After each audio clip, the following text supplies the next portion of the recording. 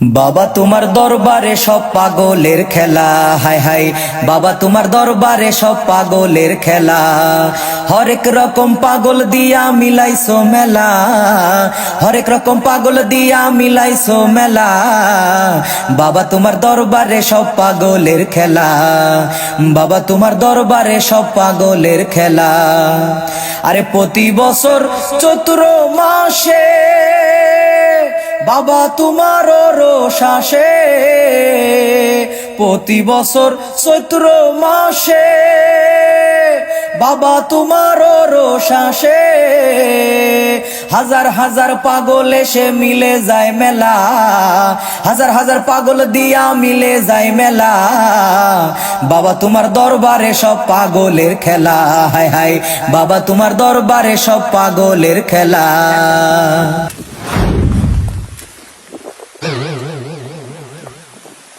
বাবা মাথা তুলুন বাবা, আপনারা খাস মুড়ি এসেছে বাবা, তার মনের ইচ্ছাটা পূরণ করুন বাবা। বল কি হয়েছে তোর, বল তোর মনের কথা খুলে বল। বাবা আমার তো বড়ই সমস্যা, দীর্ঘদিন ধরে আমার বিয়ে হচ্ছে না। তোর তো গোপন সমস্যা আছে, আরে তোর সমস্যার সমাধান আমার কাছেই আছে। আমি তোকে এখনই সে ওষুধ দিচ্ছি, এর ব্যবস্থা নিচ্ছি। এই নে তবারক নে, আর এই তবারক নিয়ে তুই নিজে খাবি, তুই যাকে পছন্দ করিস তুই তাকেও খাওয়াবি। আর যদি এতেও কাজ না হয় তাহলে ওই মেয়েকে অমাবস্যার রাত্রে আমার এই দরবারে নিয়ে চলে আসবি, দেখবি তোর বিয়ে হবেই হবে ইনশাল্লাহ। আরো একটু নিয়ে যা, রাতের বেলা অমাবস্যার রাত্রে ওই মেয়ের বাড়িতে ছিটিয়ে দিবি, দেখবি কাজ হবেই হবে ইনশাল্লাহ। আর যাওয়ার আগে উপযুক্ত হাদিয়া দিয়ে যা, আমার দরবারে হাদিয়া দিলেই কাজ হয় বেশি। হাদিয়া দিয়ে যা।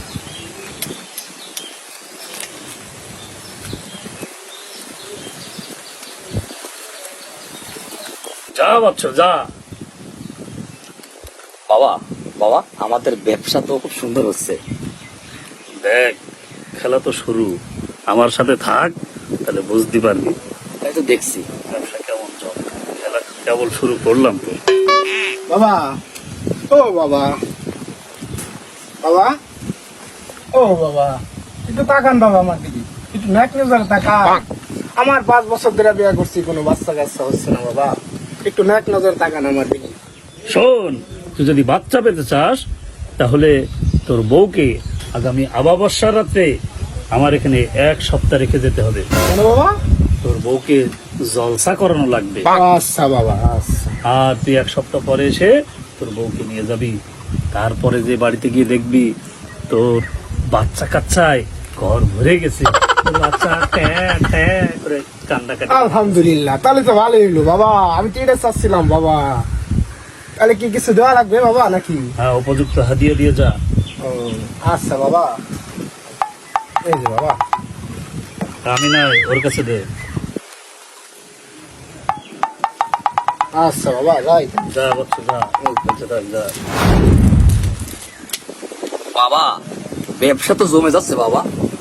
চুপ থাক, একটা মুখ আর একটা নাক, শুধু শুনবি আর নিঃশ্বাস নিবি।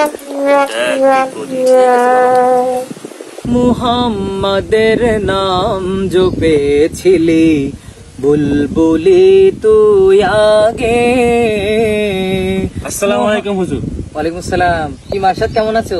জি আলহামদুলিল্লাহ ভালো আছি, কিন্তু আমি তো আপনাকে খুঁজতেছিলাম। কেন মার্শাদ? আপনি এলাকার খবর জানেন না? কেন, এলাকায় কি হয়েছে? এলাকায় তো একটা ভণ্ড পীর আসছে, আচ্ছা, যুবকদের যাদের বিয়ে হচ্ছে না তাদের বিয়ে দিয়ে দিচ্ছে, যাদের পেটে বাচ্চা হচ্ছে না তাদেরকে বাচ্চা দিয়ে দিচ্ছে। চলেন এর একটা ব্যবস্থা করে আসি আমরা। তাহলে তো যাওয়া দরকার তার কাছে। হ্যাঁ অবশ্যই। হ্যাঁ, আমাদের তো চুপ থাকলে চলবে না এখানে। সেটাও ঠিক। চলো দেখি তার কাছে গিয়ে সে আসলে কি করতে চাই। হ্যাঁ চলেন যাই। আসো। হুজুর এই যে দেখেন, আমি এনার কথা বলছিলাম।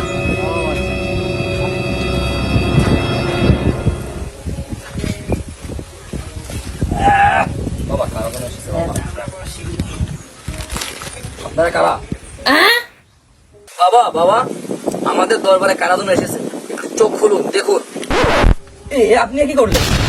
আপনি তো অভদ্র কেন? বাবার দরবারে আপনি জুতা পরে এসেছেন। উঠুন, খুলুন, জুতা খুলে পবিত্রতা রক্ষা করুন।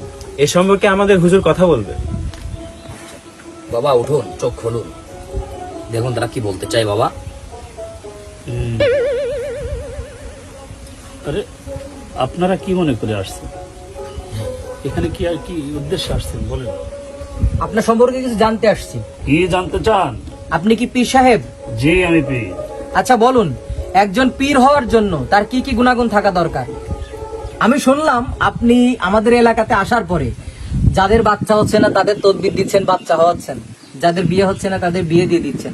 নানান সমস্যা নিয়ে মানুষ আপনার কাছে আসছে, আপনি তাদেরকে তদবির দিয়ে আপনি তাদেরকে ভালো করে দিচ্ছেন। এখন লোকে বলছে আপনি নাকি পীর সাহেব, আপনি নিজেও নাকি পীর দাবি করেছেন, কথাটা কি সত্য? যথার্থ সত্য বলে। আপনি কি নিজে একজন পীর? অবশ্যই আমি পীর। আচ্ছা, আমার প্রশ্ন হলো একজন পীর হওয়ার জন্য তার কি কি গুণাগুণ থাকা দরকার? সেটা তো আমি বলতে পারবো না, তবে আমার বাপ দাদা 14 পুরুষ এরা সবাই পীর ছিল, যার কারণে আমি বংশ পরম্পরায়ণ পীর। আপনারা কিন্তু বাবার সাথে বেশি বেয়াদবি করছেন। আমরা বেয়াদবি করছি না, আমরা ওনাকে যাচাই করতে আসছি এখানে। শোনেন, আপনি যদি একজন ভালো হক্কানি পীর হবেন তাহলে আপনার ভিতরে যে সমস্ত গুণাগুণগুলো থাকা দরকার সেইগুলো আমরা আপনাকে যাচাই করছি। আচ্ছা, এখন আপনি বলেন, আপনি কি বুখারী শরীফ পড়াইতে পারেন বা নিজে পড়তে পারেন? না তো, বুখারী শরীফটা আবার কি? আমিও তো নামই শুনলাম মনে হয় বাবা। বুখারী শরীফ জানি না, তবে হাদিসে আমপারা পড়েছি। হাদিসে আমপারা? সেটা আবার কি? এরকম বলে তো কোনো হাদিস নেই হাদিসে আমপারা। পাইছেন কোথায় আপনি এটা?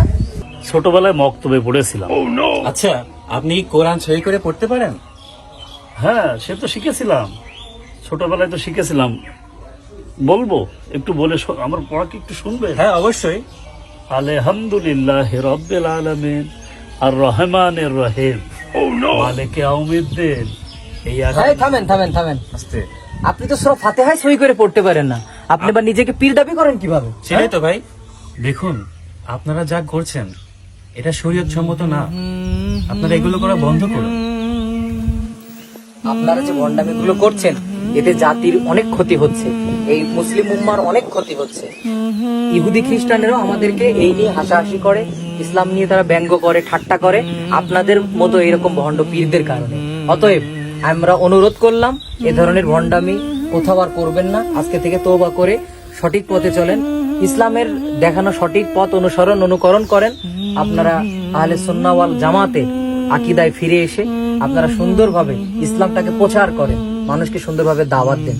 এই অনুরোধ থাকলো আপনাদের কাছে। আশা করি আমার কথা বুঝতে পেরেছেন। আপনি আমার দিনী ভাই, আমরা দাওয়াত দিয়ে গেলাম, এই সমস্ত ভণ্ডামি ছেড়ে ইসলামের সঠিক পথে ফিরে আসুন। আসসালামু আলাইকুম। বাবা, তাহলে কি আমরা আসলেই ভুল করেছি? কিন্তু আমরা যা করেছি আসলে আমারও মনের ভিতরে এমনটাই বলছে। আমরা না বুঝতে পারি না আসলে। চলো আমরা আজকের থেকে এই ঢোল তবলা বাদ দিয়ে আমরা সঠিক পথে চলার চেষ্টা করি। চলো।